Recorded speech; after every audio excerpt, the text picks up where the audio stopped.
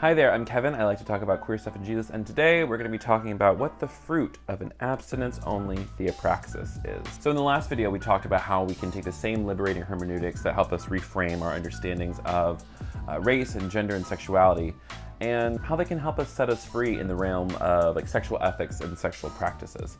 And today I want to talk about one of my favorite hermeneutical tools, and if you've been around my work for any length of time, you probably know what I'm going to talk about, and it's fruit! So we're going to talk about the fruit of what forced abstinence looks like. In the Gospels, Jesus tells us that you're going to know a tree by its fruit, that a good tree bears good fruit, bad tree bears bad fruit, and that a good tree can't bear bad fruit, and a bad fruit can't bear good fruit. Got it? And it seems pretty simple. You're going to know if something is life-giving based on the fruit that it bears, the outcome, the evidence that it's presenting. So let's go over purity culture 101, what it is and what it did to us. Growing up, I was taught that sex was reserved for marriage, and any sex outside of that was bad, bad, bad, bad, bad. And oftentimes boys and girls were divided up to give the talk to them, right? And boys would hear women are beautiful because they're beautiful, they're temptation. And so we have to be careful about how we form relationships with them, and we have to be careful about how we form our friendships with them. I remember we would go over these verses that said even, the one where Jesus says, even if you've committed adultery in your heart, it's sin. So we're constantly battling our teenage minds that were infused with all these dope hormones and told that what you're feeling is bad. And girls definitely got it worse. Girls were often taught that it was their responsibility to keep men pure because men obviously can't control themselves. Men only think about one thing, so be sure to cover up your body because your body is a temptation. And make sure you are never alone with a guy because what if you tempt them? And they would often hear talk about virginity being a mark of their worth. When you're having sex with someone who's not your husband, it's like a chewing gum that you just hand off to the next person. Or your virginity is like this precious flower, and every time you have sex with someone, they're just picking apart at that. Until there's nothing left, and on your wedding day, do you want to show up with no rose? This is The Bachelor or some shit. On the other side of this all, we were also told that sex and marriage, it's great. And so all the evangelical pastors will let you know about their sex life, from the pulpit, often referring to their smoking hot wife, making them out to be objects, not people. But we weren't ever given a roadmap for the in-between.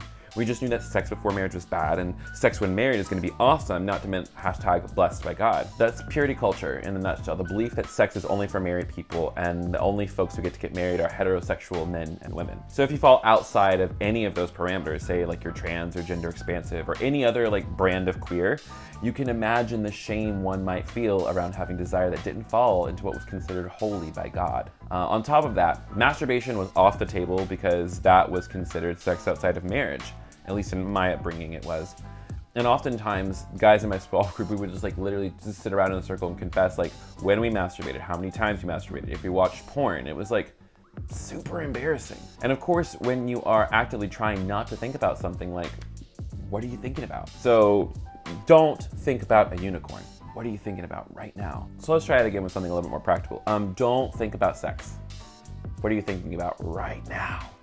And on top of that, because evangelical rules, most of the South still, in schools, we're only taught abstinence-only sex education as a way to prevent pregnancies and the spread of STIs, and it was lacking, for lack of a better term, LOL. We didn't know any other types of contraception. We got this really skewed view of abortion as the most evil thing women could do. And none of us knew what queer sex looked like, so sex was never framed as something that was a normal part of the human experience, and neither was desire.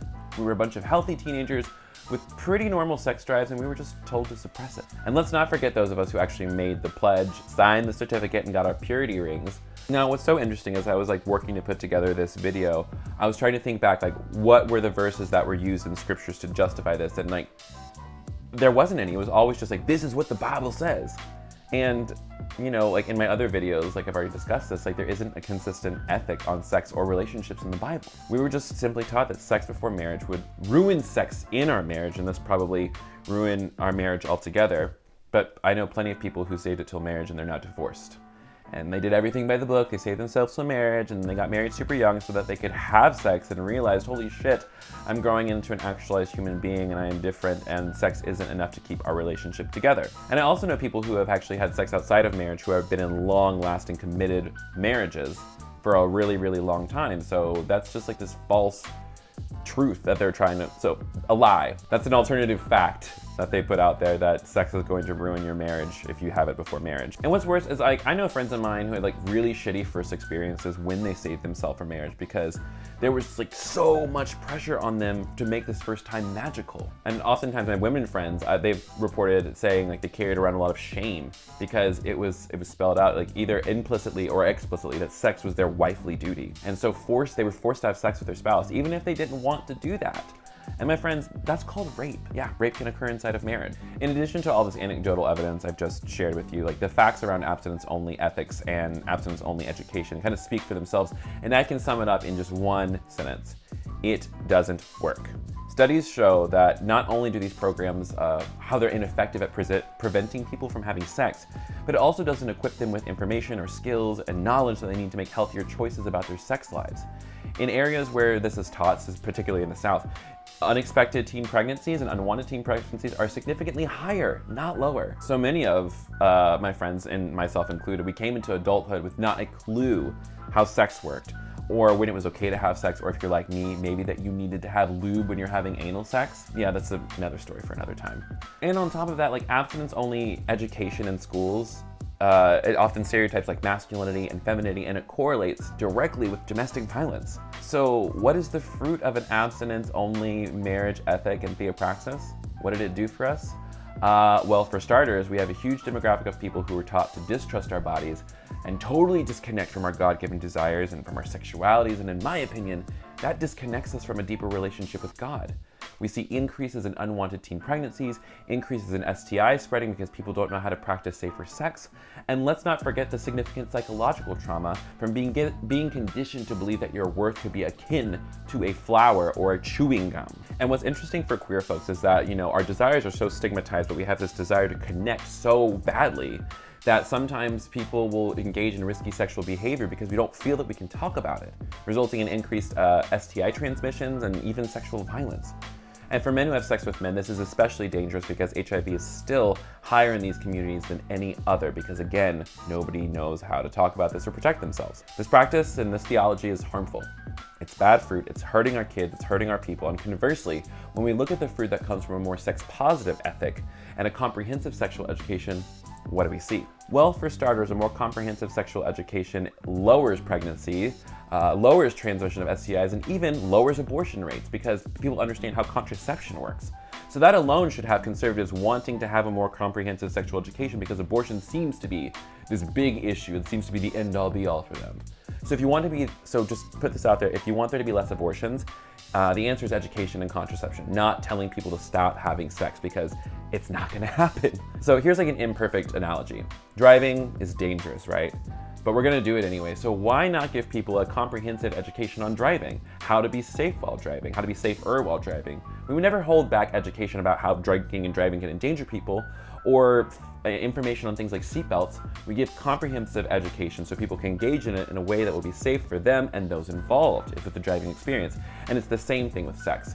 People are going to have sex, so I'd rather have my friends, my teens, my congregants, my kids, whoever, I want them to have as much information as possible so when they choose to engage in sexual activity, they do it in a way that is safer and healthy and positive. And back to some anecdotal evidence. For me and my friends who were sexually active, like honestly, it's led to some really powerful things for me. For me, I was able to confront a lot of the shame I carried in my body and around my own queer identity.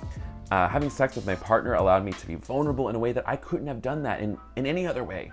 It pushed me to love more and be more selfless and to consider someone else's needs above my own. And if that, my friends, is not sanctification, I mean, I don't know what is. Abstinence-only education demonizes everyone's sexuality. It makes our bodies and our desires the culprits.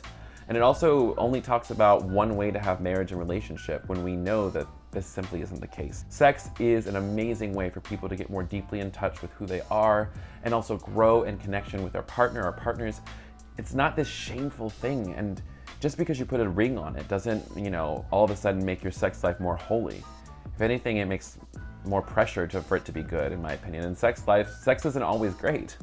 So when we're looking at the fruit of both of these positions, the abstinence-only theology and education, and conversely, again, the sex-positive and comprehensive sex education, I think it's pretty obvious which one is leading people towards life, which is bearing good fruit. And let me tell you what, it's not the one that's forcing you to go down the aisle before you go down on someone. That's funny, I don't care what you say.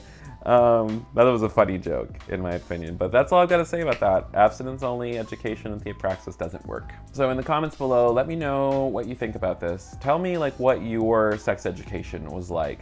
Was it something that was like forced? Was it something that you didn't truly enjoy? Was it something that was like really confusing for you in a lot of ways? I'd love to know. So go ahead and leave a comment below with that. Go ahead and subscribe to the channel, click the bell. I got new videos every Tuesdays and Fridays, and I've got a podcast on Wednesdays. I've also got a blog that you can check out. All those links are below, and if you like this video, please consider becoming a supporting partner on Patreon.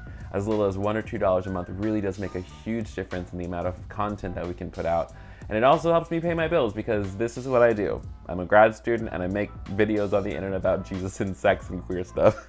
Thank you so much for tuning in once again for another episode of Good Christian Sex. I love you and I will see you soon. Bye.